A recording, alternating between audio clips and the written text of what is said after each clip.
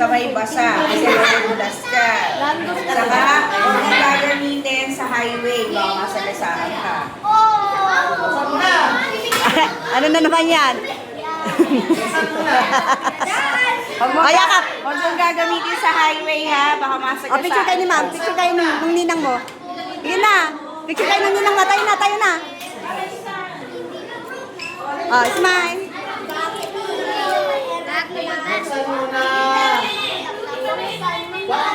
Dear God, thank you for the gift of this wonderful child and for the joy she have brought into our lives for 8 amazing years.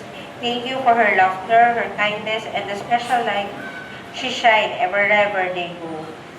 As she turned 8 today, please bless her with happiness, good health, and lots of fun adventures.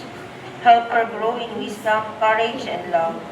Guide her steps, protect her heart, and fill her days with peace and confidence.